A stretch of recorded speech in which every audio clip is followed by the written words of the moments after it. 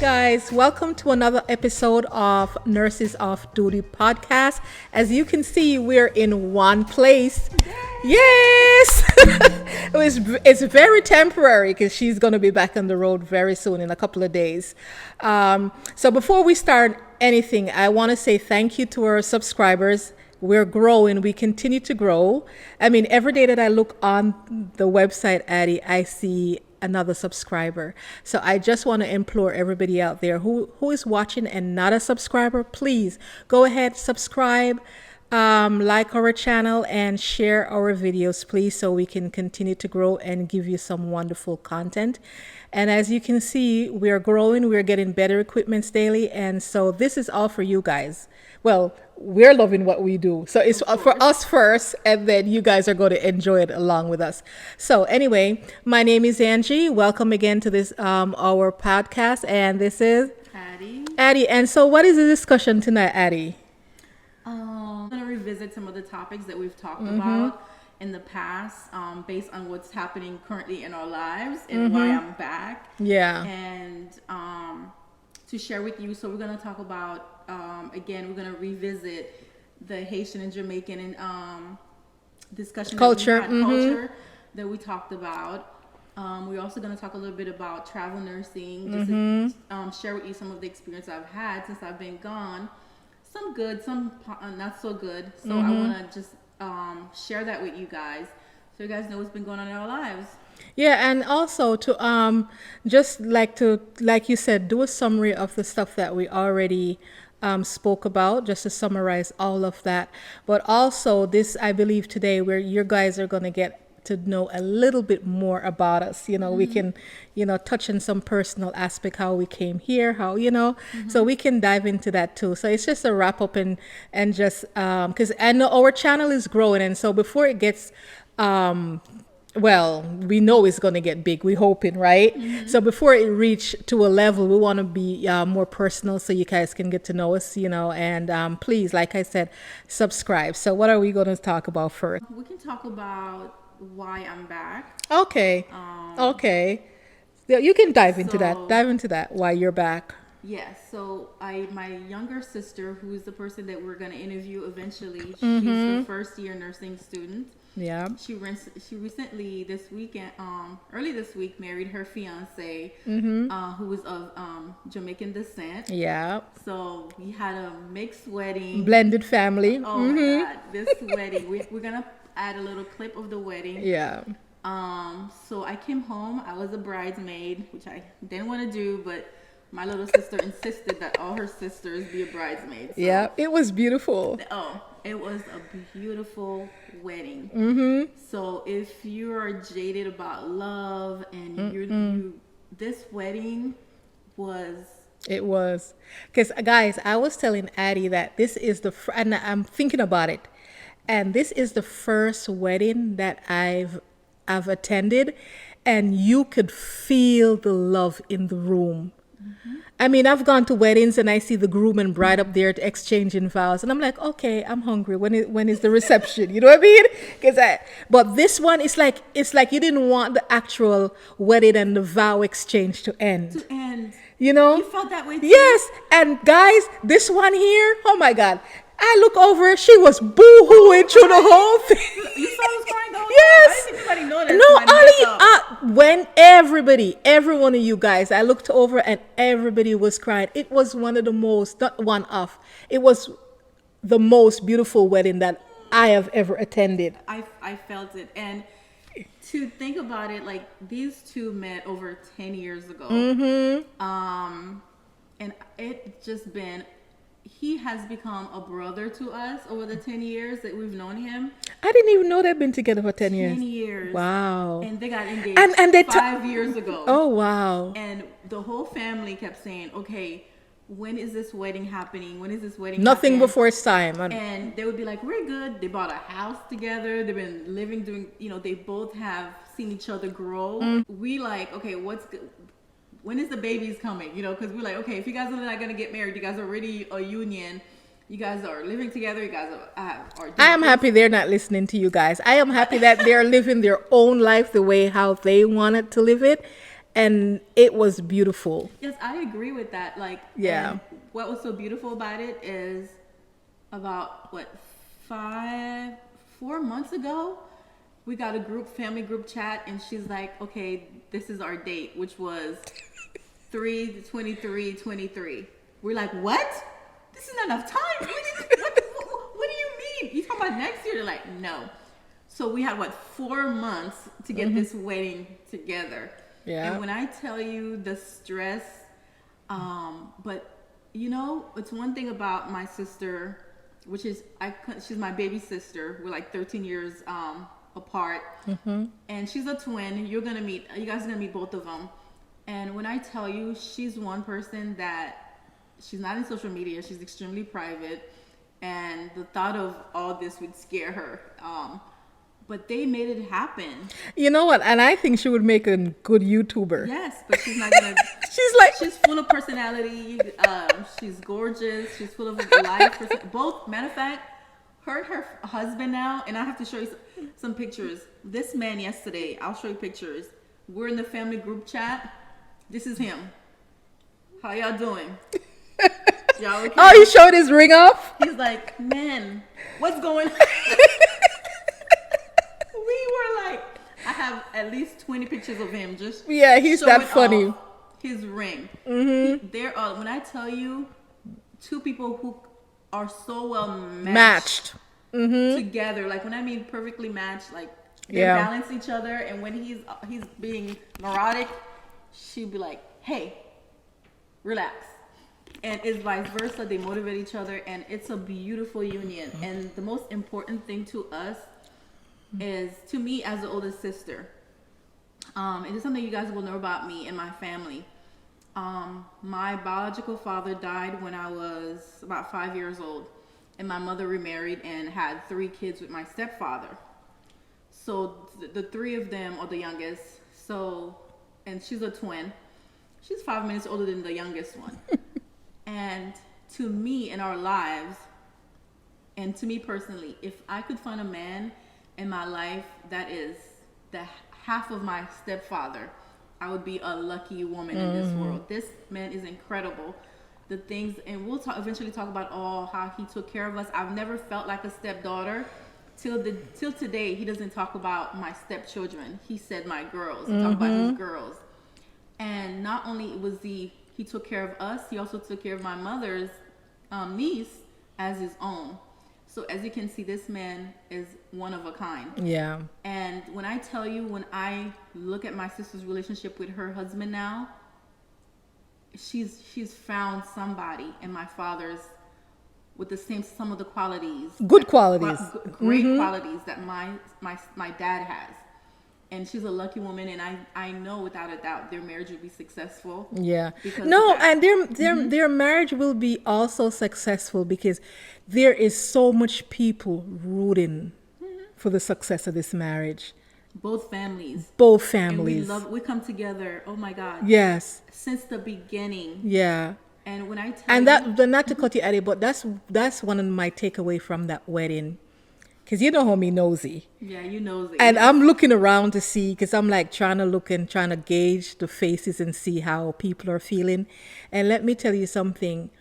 Like what I saw in that wedding, like everyone that I saw in the crowd witnessing them exchanging the vows, you can see the love from the people that was in the wedding. You can see that these people want these two individuals to be the best they can be.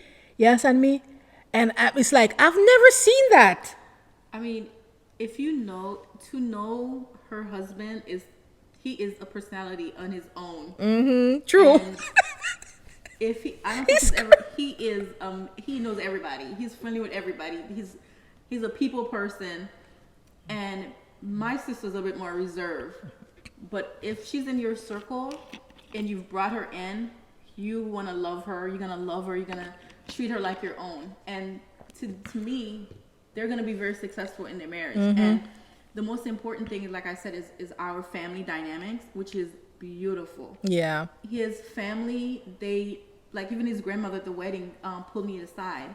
I'm typically away a lot, so when we all get together, you know, and she took me over. She took me over to her pastor. She said, "This is Mindy's oldest sister," and you know, and she was introducing me to everybody in her family. She's like, "You know my sister?" You know, I'm like, "Yes, I've met her before." She's like, "But you go away so often, but I want to make sure you know everybody."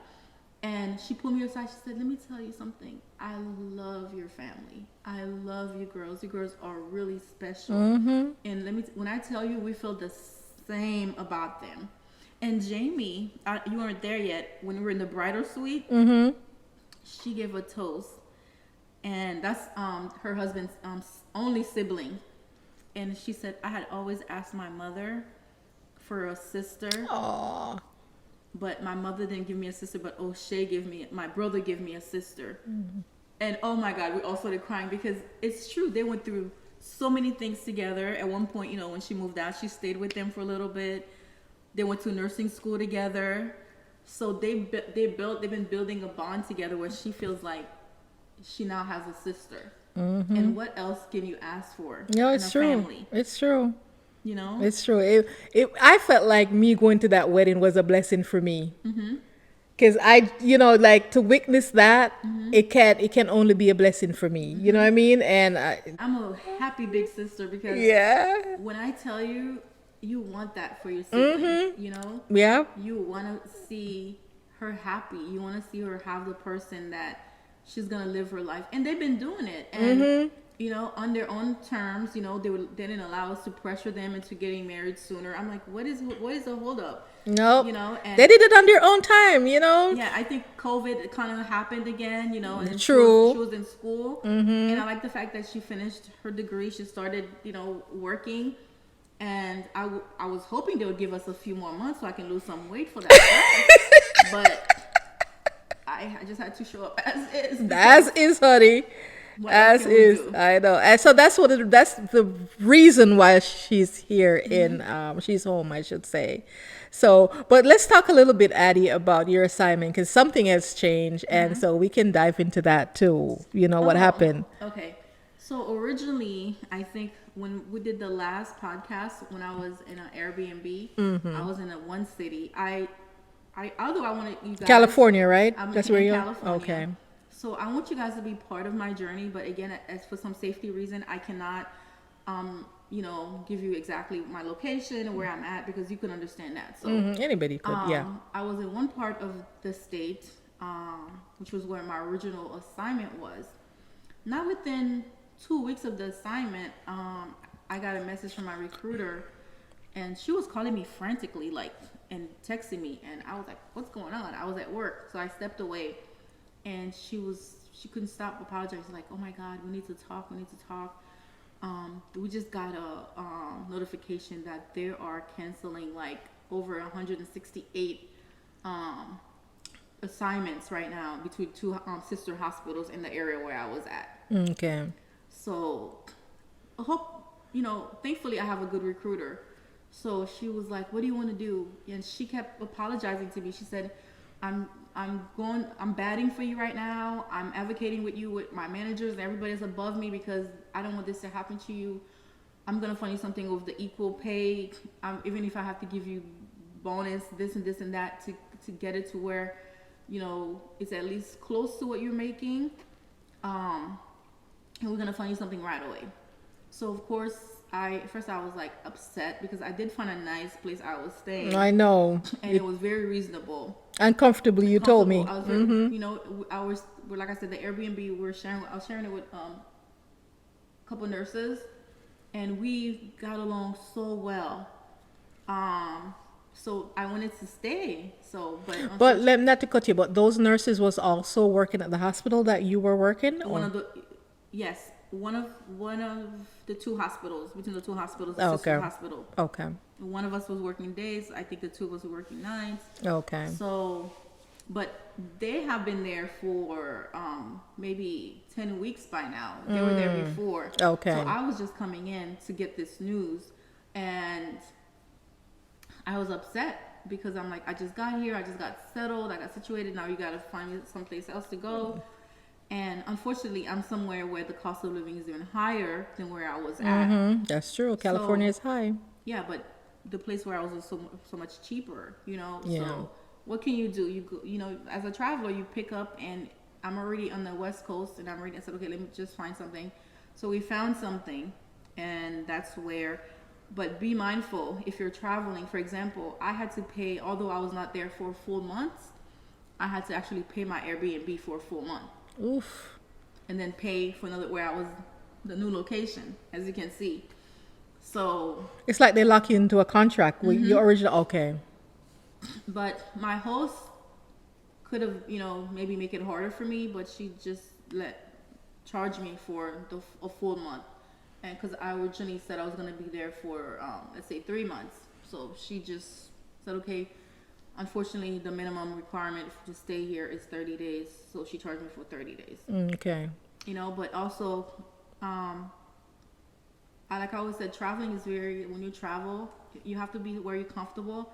Me personally, I cannot go to work if I'm not staying in a place that I'm comfortable. Mm-hmm. So even if it's mean, like I'm not saving some money, like I really physically cannot. For example, there's a particular chain of hotels like in the new city that I'm in.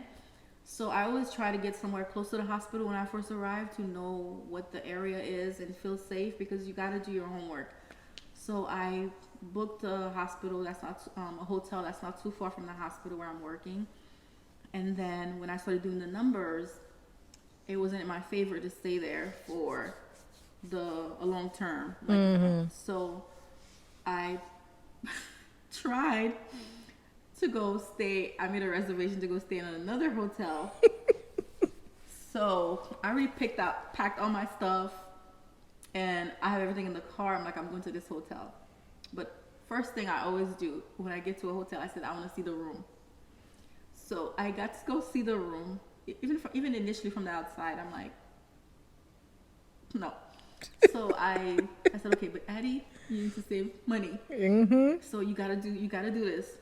So I went, and I said, nope. I said, okay, let me see. I saw 3 different rooms, and every time I saw another room, it was worse. Oh God. So I called the hotel where I was at again, and I was like, what can you do for me? Negotiate. I cannot afford this rate that you're charging me, but please, don't let me go stay in that hotel. I won't make it. I spoke to the manager, and the manager's like, we're negotiating what I can. I'm like, nope, you gotta go lower. He's like, he's here. I said, what about here?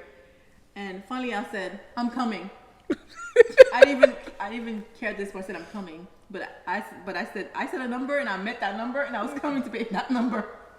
So when I got there, I said, so did you talk to your district manager so I can get that rate? I'm gonna be here for X amount of time. It's, you know, it makes sense. He said, don't worry about it. I approved it. I was like, what? And the lesson here, guys, is to make sure you negotiate, because guess what? You know, if you don't, then they'll stick to the original price. You know, Addie's a negotiator. Me, I'm not. It's like you bargain a price and bargain it down, but that's a good trait, though, Addie. Go ahead. And I was so happy, and I'm comfortable. I'm like not even 10 minutes from the hospital I'm staying. Yes, I'll be saving more money, but me mentally, it would drive me crazy to go to work knowing I'm working 12 hours long, a hard shift, and then for me to come in a place where I'm like, I'm not comfortable. I don't feel safe. It's a no-no for me on all aspects. Like, I need to be, security is so important to me. And when I left, and my friend, I have a travel buddy, she came to stay with me because she's like not that far from me. And she's like, damn, you're getting a good rate in this hotel. Yeah, because I said, really? She said, yes. And I'm like, yeah.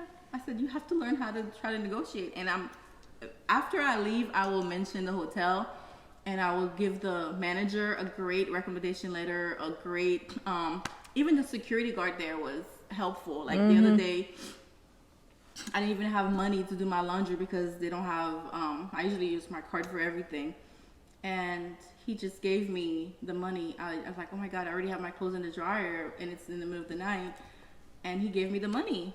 And I was like, that is so sweet. That's customer service for you. So yes. So talk to your the lesson in this is it never really hurt to ask. If you don't ask, you're not gonna get it. So I always believe in, at least if he could have said no, then I would have figured out what I'm gonna do, you know? And it's the same thing when you're negotiating your contract and asking about bonuses, you know? Like before you even go on that interview, make sure you have all your P's and Q's in order. So, because some places, if you don't ask about bonuses and ask about extra pay or extra, what they call it, bonus pay, bonus shift pay, you're not going to get it. Incentives, you're not going to get it because you don't ask, you know? And it's always good to just ask. You know, it's only now that I got older that I will ask during an interview like this and that, and I'll negotiate my pay. But when I was younger, I never used to do that. You know, I usually say, okay, and even if it's a good place to work and they give me a fee that I don't like, I will say, okay, I'm sorry, I can't accept that. And sometimes they will say, okay, what can we do? And sometimes they won't, you know.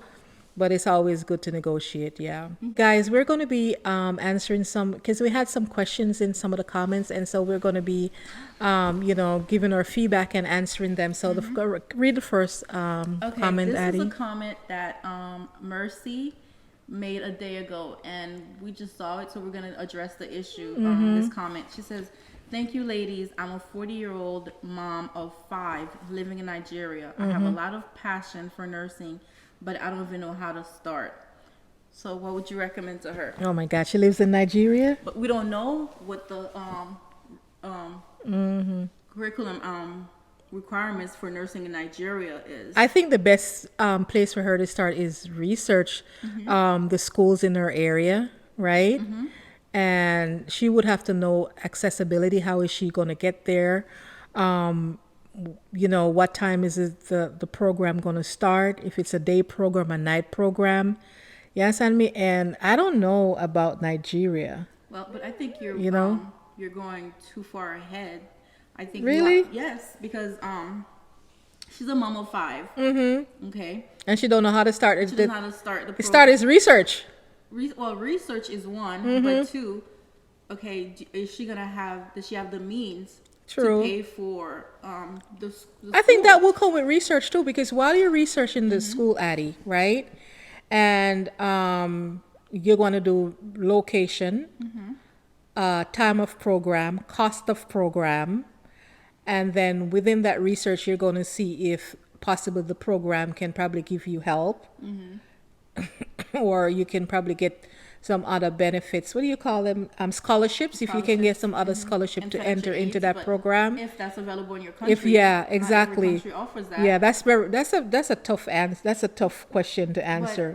But I think like you already started, because you said you have the passion for nursing, and that's the start. If you're passionate about it, you'll succeed. If you really want to do it, what I would recommend that you do is start finding out, like she said, do your research, find out what is required to start a nursing program.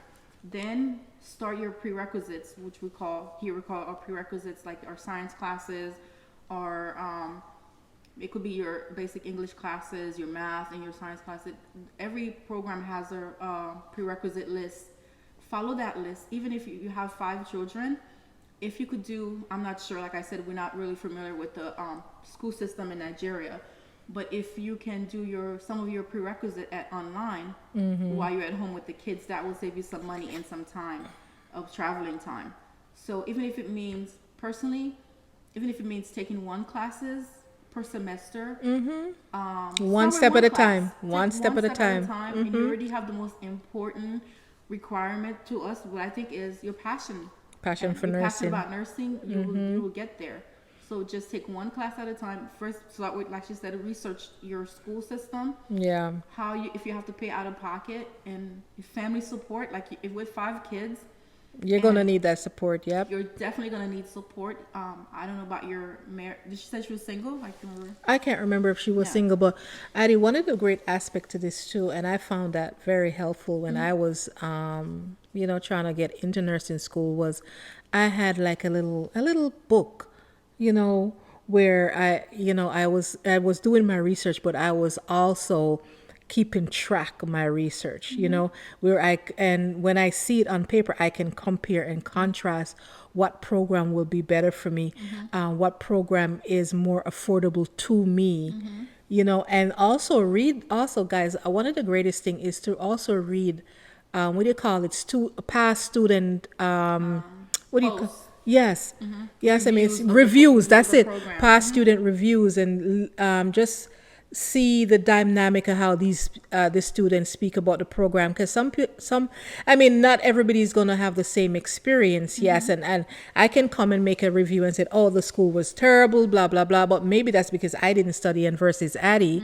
who studied and breezed through the program and had good comments. But you read both comments and all the schools that you're potentially trying to get into, and that will give you some guideline as to what would be the best school for you. But I'm gonna go through some of the other comments that we saw, and then maybe we can discuss them also. Okay. 'Cause this is a good day for us to just kind of maybe It's a summary.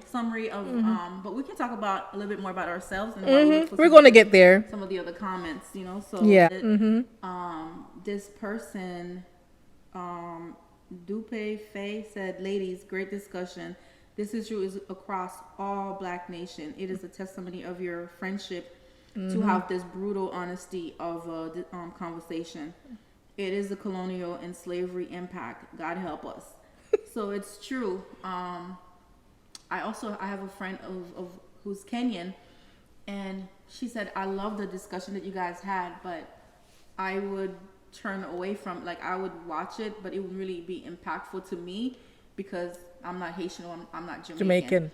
And I explained to her, I said, I think where we could have be more inclusive about this discussion is we should have talked about that. It's not just Haitian and Jamaican that have this issue. It's to me, I feel like it's really we all of us, like I've heard even recently, Nicki and Rihanna did a video where I saw a clip where Rihanna said to Nicki is Trinidadian, and then Rihanna is Bayesian, right? I have no clue. Yeah, she's from Barbados. Yeah, go ahead. So she was saying, yeah, Bayesian don't Trini, one of them don't like each other.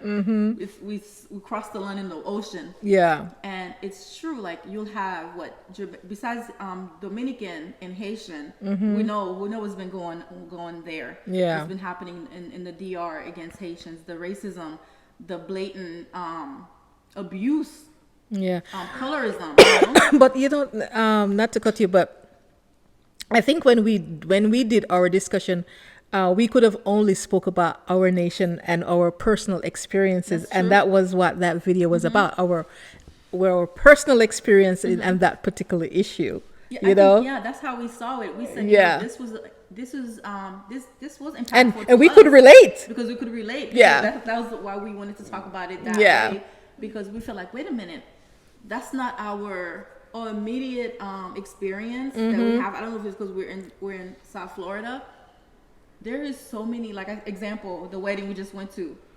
There's so many internation. It's not even racial because we're nationality, different nationality mixing and marrying, and Jamaican and Haitian. It's a lot. Like especially in healthcare, it's always, oh, my husband is Haitian, oh, my wife is Haitian, and I'm Jamaican. So there's a lot of that happening. So we felt like, okay, where is this disconnect where we're arguing, fighting, and being so hateful towards each other? Because in our personal lives, that's not what we're experiencing. Yeah. So, but it's true. For example, I don't know if I explained to you guys at our first episode, when we first migrated here from Haiti, I was about 7 or 8 years old. Okay. And I was in elementary school, and we had the Black American kids used to pick on us, and call us names, and this went on from elementary school all the way up to high school, and we could never. And to be honest, I still feel like there's this division between us because of that experience. Oh, okay. Because I feel personally, I feel like there's a big misunderstanding between us. And I love, like I said, I'm a student of history. I respect the African American community. I feel like we are every immigrants, I don't care what your race or your nationality is, if you're a minority of you're not white, you hold homage, you hold respect.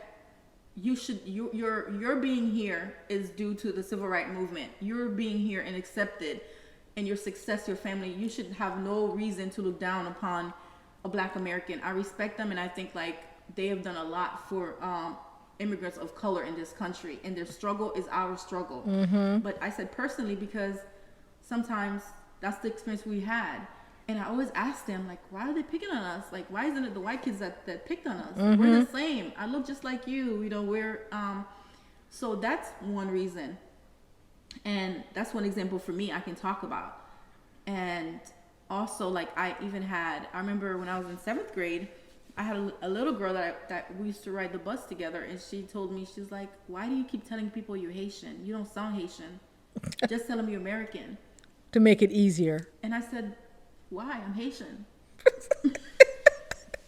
And she's like, no, you know, you just tell them. I said, no, I understand what you're saying, but I had to educate her about my culture. At that young age. Can you imagine? And but I had to tell her, I said, I'm very proud to be Haitian. There's nothing wrong with being Haitian. So at the same time, that's one example for me. And like, I didn't go through that trauma. You didn't go through that trauma, but like, but do you feel like, although you didn't have that trauma, do you have any, like your friends mostly, you know, other? I have very little friends, but go ahead. That's true. She has very little friends. Because you know me, let me tell you something. I just don't want to put the effort into knowing people who I know right off the bat that I'm not gonna like. Whether it's wrong or right, I don't know, but I have very little friends, so I can't relate. This is the struggle I've had. I cannot relate with her for more than 25 years. So guys, we're gonna leave off right here, but because this was a compilation of everything. So thank you so much, and we really, really, really appreciate all of you guys. So good night, and we will see you guys in the next episode. Okay, guys, have a good night. Bye.